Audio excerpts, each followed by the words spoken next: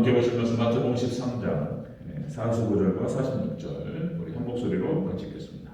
시작.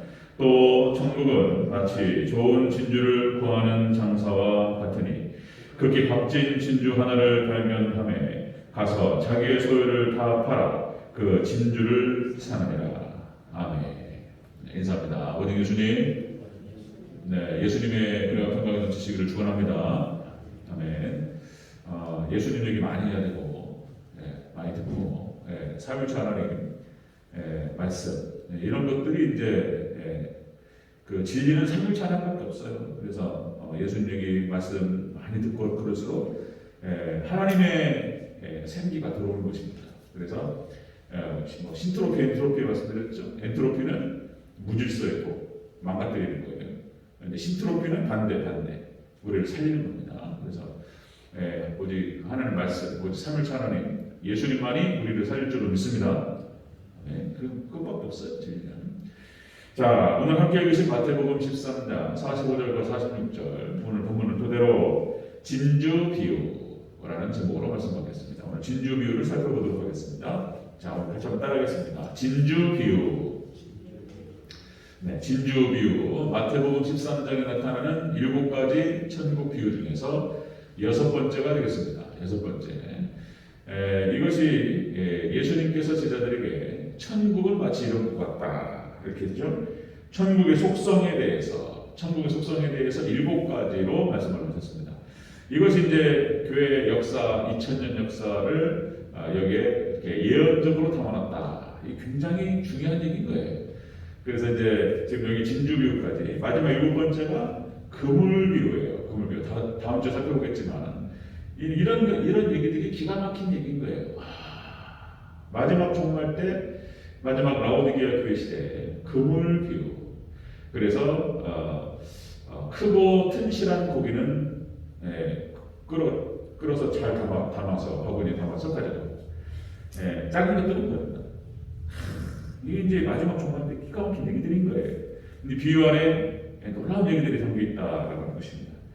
자, 다시 한 번만 우리가 다시 떠올리면요. 첫 번째가 씨 뿌리는 비유, 예수님께서 계셨던 예수님 당시 초대교회 시대를 말하는 것이고, 그 다음에 알곡과 가라지 비유는 순교 시대, 서문학교회. 그래서 이제 순교로 알곡과 가라지를 하나님께서 구분하셨습니다.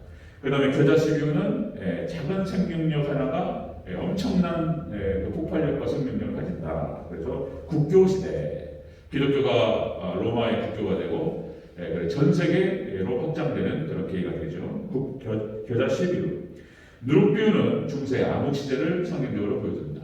그래서 누룩은 지난주에 말씀드렸듯이 양면성의 원료로 볼 수도 있다. 그래서 이제 부적으로 볼 수도 있고 정적으로 볼 수도 있는데 여기 이제 13장에 나타난 누룩 비유는 부정으로 해석하는 것이 맞지 않겠는가 이렇게 봤던 것이고요. 그래서 이제 중세 암흑 시대 누룩이 확 퍼져가지고 그렇게 해서 이제 오염시켜버리는 누룩이 이제 죄를 상징한다고 그랬죠. 구약에서도 그 누룩을 제거하라. 그래서 이제 유월절 때 누룩을 일주일 동안 싹 없애버립니다. 그리고 신약 시대로 내려와서 예수님께서 바리새인과 사두개인의 누룩을 조심하라. 그들의 잘못된 교훈을 조심하라. 그런 말씀. 그렇게 영광을 지을 수 있겠습니다. 그 다음에 감추인 보화 비유. 그것은 이제 종교개혁 시대다. 감추인 보화. 암호 시대 때 복음이 감추어졌는데 그것을 이제 다 발견했다. 이런 얘기죠. 오늘 진주 비유는 청교도 시대를 상징적으로 보여줄 수 있다. 이렇게 말씀드릴 수 있습니다. 청교도 시대, 선교 시대입니다. 첫 선교 시대. 빌라델피아 교회. 이렇게 또 짝을 들 수 있겠어요. 빌라델피아 교회. 자, 한번 자세히 한번 살펴보도록 하겠습니다. 진주 비유. 자, 첫 번째. 자, 어떤 사람이 이 진주 장사가 좋은 진주를 구하는 진주 장사 같다. 얼마나 가장 탁월하고 가장 아름다운 진주가 뭐냐? 이걸 찾아 헤매면서 이거를 딱 발견하는 거예요. 진주. 자, 진주를 구하는 장사 같다. 45절 같이 읽겠습니다. 45절. 시작. 또 천국은 마치 좋은 진주를 구하는 장사와 같으니. 아멘. 좋은 진주를 구한다. 이 말은 이렇게 바꿀 수 있습니다. 좋은 진리를 구하는 거예요. 진리를 찾아서 헤매는 어떤 그런 사람과 같다. 예수님께서 그것을 비유로 말씀하시는 거예요. 진리, 예수님. 어떻게 하면 구원을 받을 수 있는가? 이것을 찾기 위해서 헤매는 거예요. 여기서 구한다라고 하는 것은 원어에서 제테오, 이제 원어에서 찾다, 돌아다니다, 간절히 바라다 이런 뜻을 갖고 있어요. 간절히 바라면서 그걸 찾고 돌아다니는 거예요. 예, 진리를 찾아 헤매는 것입니다. 간절히 애타게 구한다. 여러분들 시편 41편 1절에서 그런 말이 나오죠. 사슴이 시냇물을 찾아 갈급함 같이 내 영혼이 주를 찾기에 갈급하나이다. 사슴이 시냇물을 그죠? 찾기에 갈급함 같이 다윗이 이게 또 시냇물이에요. 시냇물. 그러니까 목마른 사슴이 물을 찾아서 막 헤맨단 말이에요. 이 물이라고 하는 것은 성경에서 진리라고 이렇게 진리를 상징적으로 말할 수 있다. 예수님 진리를 물로 상징적으로 보여줍니다.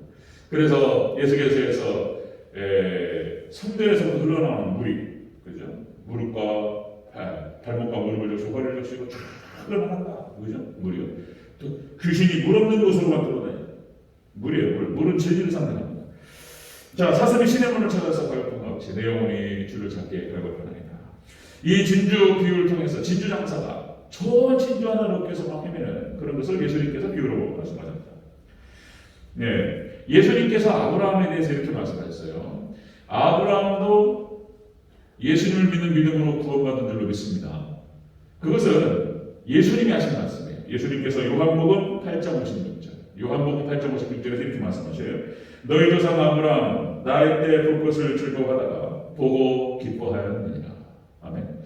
하나님께서 아브라함에게 약속하셨고 그 약속의 말씀을 통해서 멀리 메시아이신 하나님 예수님 그리스도를 봤다는 거예요. 그러니까 아브라함이 그 약속의 말씀을 통해서 예수님을 바라보고 그걸 믿고 구원받았다는 거예요. 예수님이 하신 말씀이에요. 예수님께서 너희 조상 아브라함은 나이 때 볼 것을 즐거워하다가 보고 기뻐하였느니라. 예수님께서 하신 말씀. 약속의 시 메시아를 대망하고 그죠? 자, 이 아브라함은 구원 백성의 대표죠. 아브라함.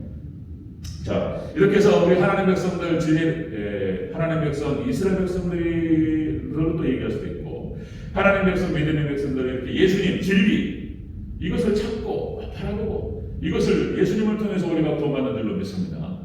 이것을 예수님께서 지금 말씀하십니다. 자, 그래서 여러분들 그 믿는 사람이든지 믿지 않는 사람이든지 사람은 항상 뭘 찾아야 돼. 그전에 말씀드렸죠. 그만 아담과 하와가 죄를 짓고 하나님과 분리되고 하나님을 떠나버렸다. 그걸 뻥 뚫려버렸다. 그게 하나님이 아니면 여기 채워줄 수가 없다. 그런데 그것이 하나님인지 뭔지 모른단 말이에요. 뭐가 하나님인지 몰라. 어떤 사람은 돈이 하나님이고 어떤 사람은 또 다른 게 하나님이고 뭐 사랑을 한번 해보려고 진하게 사랑 한번 해보고 남녀가 그런다고 해서 이렇게 채워지느냐? 안 채워진다는 거예요. 뭐 세상 어떤 곳으로도 안 채워진다는 거예요. 뭐 돈도 많이 벌었고 여러분들 자살하는 사람들이 몇백억 가지고 몇천억 가지고 죽어버렸네. 이게 허무해가지고 그 갈급함이 채울 수가 없어요. 다른 것으로. 그래서 사람의 특성이 뭐냐면은 사람이요. 믿는 사람이고 믿지 않는 사람이에요. 믿는 사람은 만난 거예요. 믿는 사람은 그것이 무엇인지를 깨달은 거예요. 그래서 그걸 붙드는 거예요. 붙드는 사람이에요. 이게 믿는 사람인 거예요. 이걸 모르는 사람은 막 찾아내요. 그래가지고 사람이라고 하는 존재가 종교 성향이 있는 거예요. 그래서 막 무슨 불교, 힌두교 해가지고 막 돌아다녀요. 어거스틴이 그런 거, 어거스틴이 만이교부터 해가지고 막 쳐다 돌아다니는 거예요. 헛헛한 마음들. 20살이 되기 전에 여자하고 동거해가지고 애를 낳고 어거스틴이 방황이 얼마나 심했는지 사상적 방황, 종교적 방황이 심했던 사람이에요. 어느 날 로마서를 통해가지고 하나님 만나버려요. 그리고 꽉 차려지는 거예요. 여러분들 하나님 삼일체 하나님만이 우리를 가득 메우고 채울 줄로 믿습니다.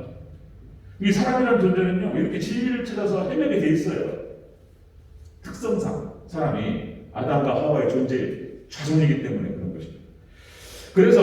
그래서 믿는 사람이건 안 믿는 사람이건 영적인 필요를 채워주면 그렇게 기뻐하는 거예요. 그래서 교회에서 은혜 받으면 그렇게 기쁜 거예요. 하나님 말씀이 쫙 들어오고 뭔가 깨달아지기 시작하고 말씀을 통해서 이렇게 은혜가 쫙 들어오기 시작하고 그러면 빵빵해지는 거예요. 그러면은 뭐 직장 생활하고 막 세상에 시끄러웠다가도 예배 때 은혜 받고 나면 기분이 좋아가지고 그죠? 그 역할을 잘 해야 돼요. 여러분들이 또 그 역할을 또 목사님이 잘할 수 있도록, 제가 잘할 수 있도록 위해서 기도해 주시기 바랍니다.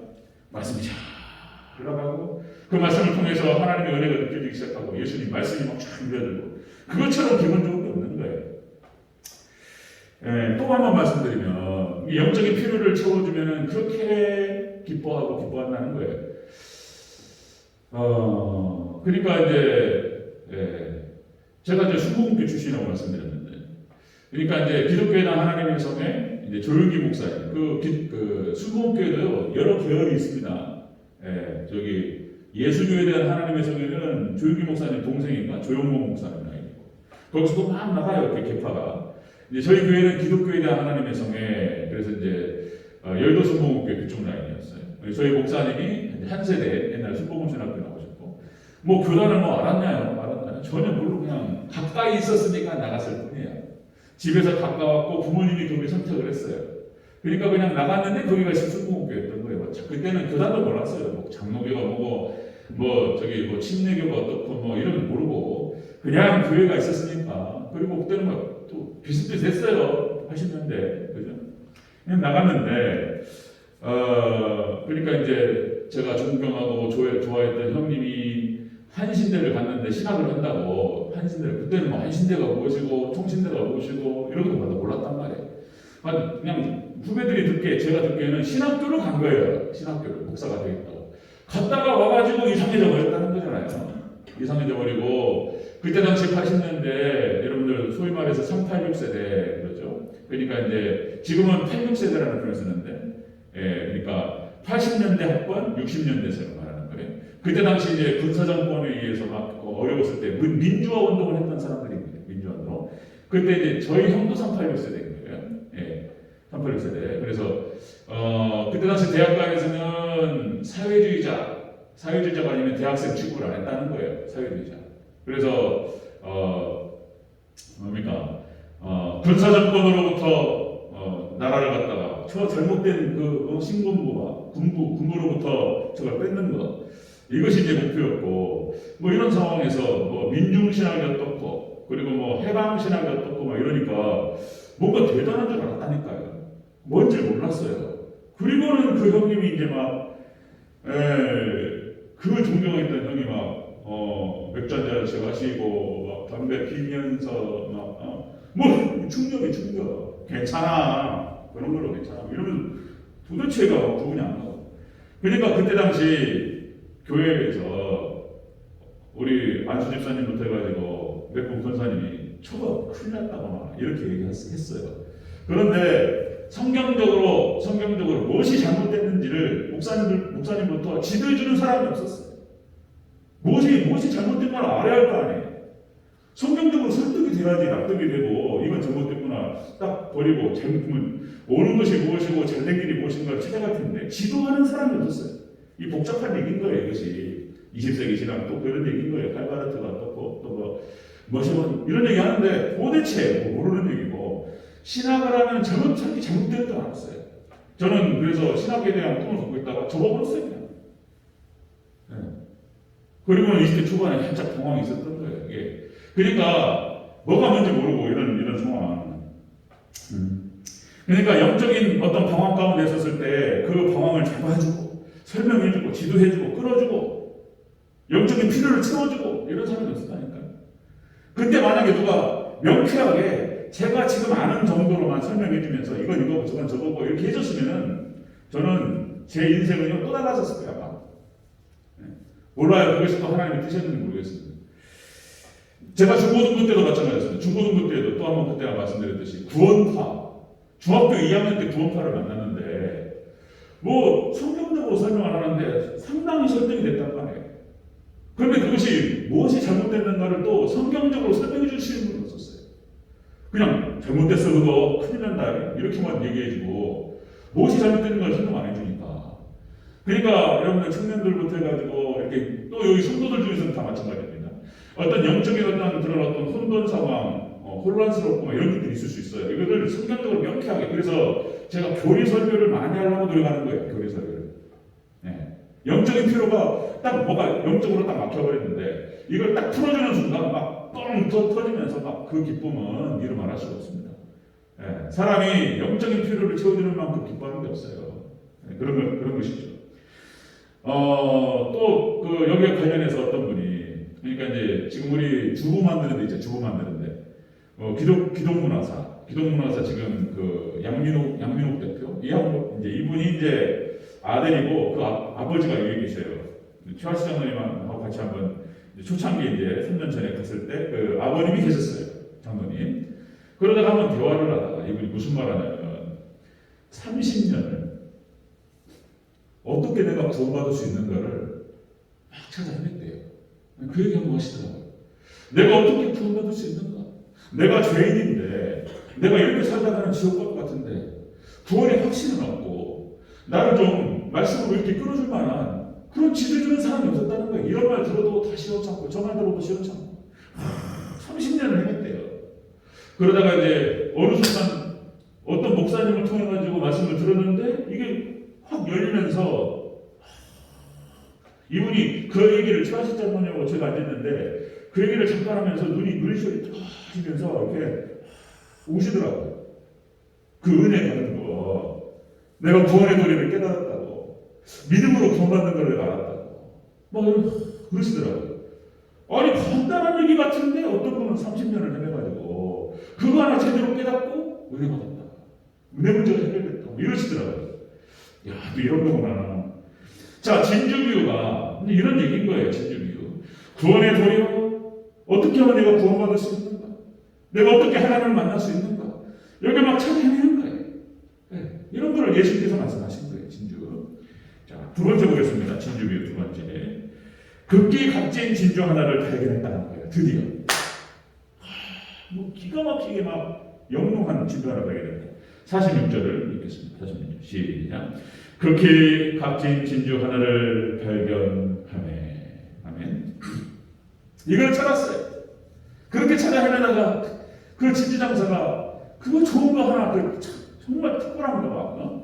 모르겠어요. 그것이 어떻게 됐는지 예수님 하신 비유니까 그 진주를 발견했다는 거예요. 이것은 무엇을 의미하냐면 구원의 진리를 깨닫는 거예요.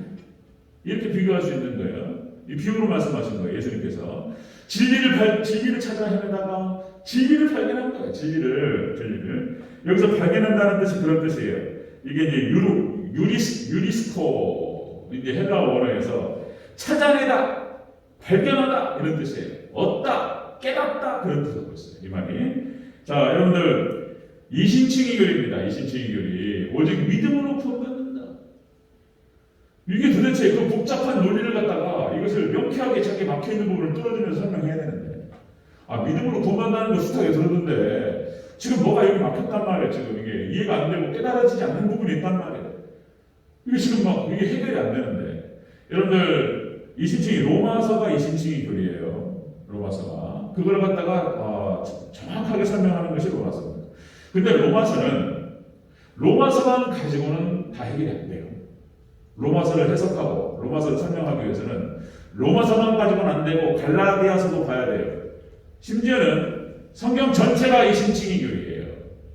구약성경과 신약성경 전체가 다 이신칭이, 오직 예수님을 믿는 믿음으로 구원받는 교리. 여러분 예수님밖에 없는 줄로 믿습니다. 성경 전체가 이신칭의 교리. 이 복잡한 논리를 어떻게 설명하냐 말이에요. 그래서 제가 오늘 주일날 지금 하는 것이 굉장히 중요한 얘기인 거예요. 그래서 복음과 율법과의 관계. 대체 율법과 복음은 어떤 관계일까? 제가 지금 간단하게 툭 던졌는데 이거 몰라가지고 헤매는 거예요. 제가 우리 시찬 목사님 말씀드렸는데 내가 누구라고 말 못해요. 우리 시찬 목사님 중에 한 분이 복음과 율법과의 관계에 여기서 그렇게 많이 고민했다는 거예요. 네. 그리고는 답을 찾았는데 구원파에서 답을 찾았어요. 복잡합니다 지금. 네. 구원파. 그러니까 이분이 한 발자국만 나가면 구원파가 있다는데요. 제가 볼 때. 아무리 설명해도 이게 잘 안 돼. 구원파, 박옥숙 씨 막 유튜브 보고 막 이러시다니까. 참. 이게 해결이 안 돼가지고. 이게 그만큼 중요한 거예요. 그래서 제가 지금 이번에 우리가 지금 주일날 하고 있는 이 6장과 7장과 8장 이렇게 연결되는 부분 있죠?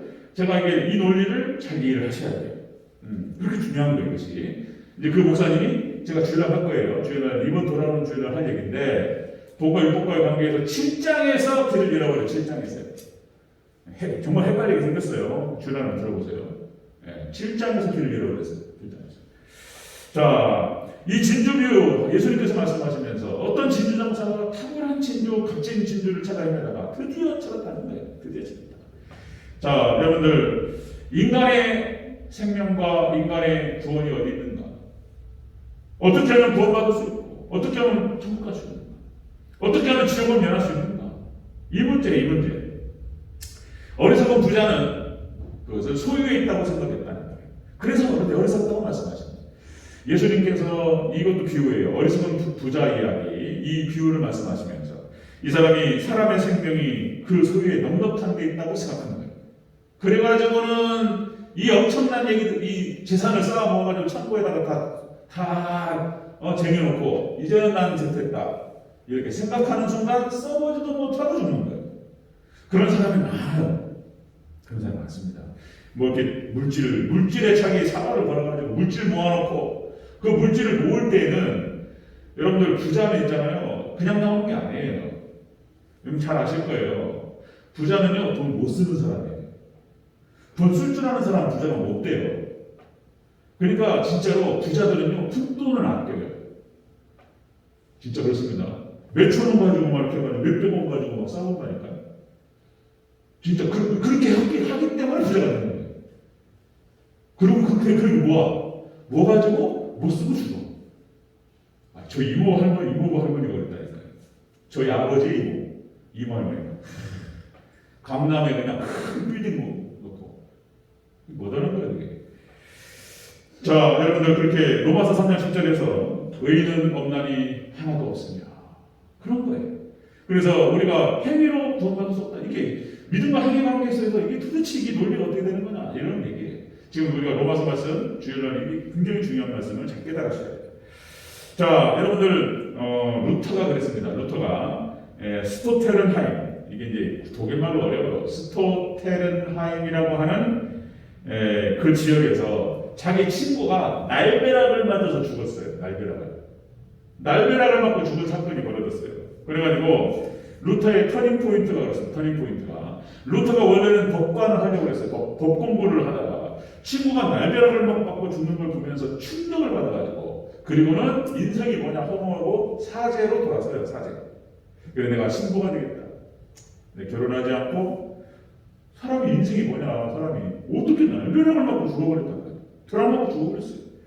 자, 그 사건을 통해 가지고 이제 루터가 수도사가 되기로 선언을 하고 돌아섭니다. 그리고 하나님 앞에서 구원을 받기 위해서 몸부림을 쳐요. 구원받기 위해서 어떻게 죄를 안 잡으려고 몸부림 치고.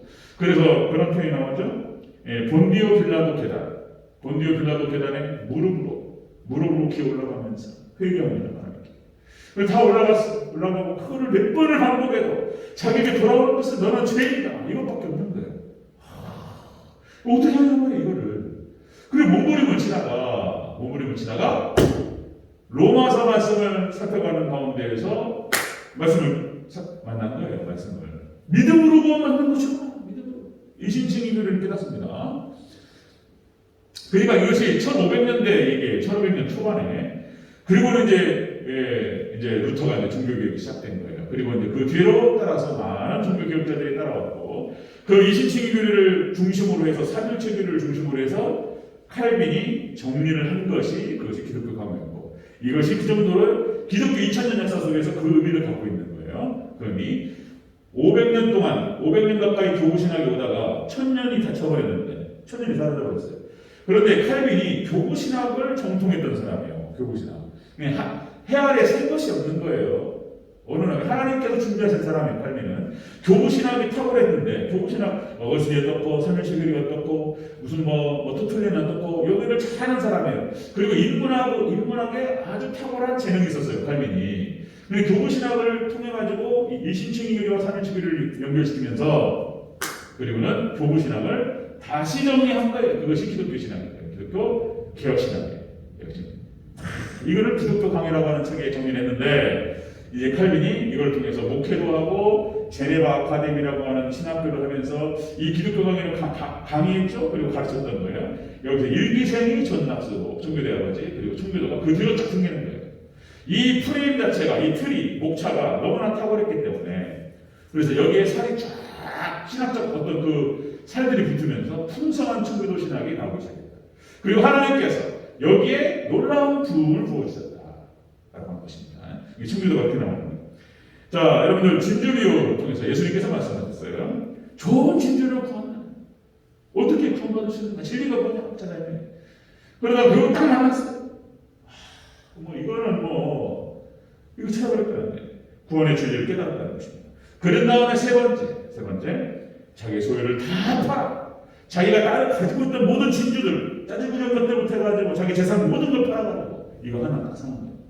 이렇게 말씀하시는 거예요. 다시 한번 46절을 읽겠습니다. 46절 시작. 극히 값진 진주 하나를 발견하며 가서 자기의 소유를 다 팔아 그 진주를 사느니라. 아멘. 예수님께서 진주 비유를 말씀하시면서 천국의 특성은 바로 이와 같다. 구원의 진리를 깨달은 이 사람은 다 던져버리는 거예요. 자기 걸 다 맞춰서 이거 하나 붙드는 거예요. 여러분, 구원이라고 하는 것은, 믿음이라고 하는 것은 그런 것이다. 바로 천국이라고 하는 특성이, 믿음이라고 하는 특성이 바로 이와 같다. 자기 모든 걸 걸고 적당히 좀 남겨놓고 좀 이렇게 그런 것이 아니에요. 믿음이라고 하는 것은요, 다 버리고 이거 하나 붙잡는 거예요. 믿음의 특성이 그렇습니다. 믿음의 특성이. 자기 소유를 다 파는 거예요. 그래서 모든 것을 버려도 아깝지 않다.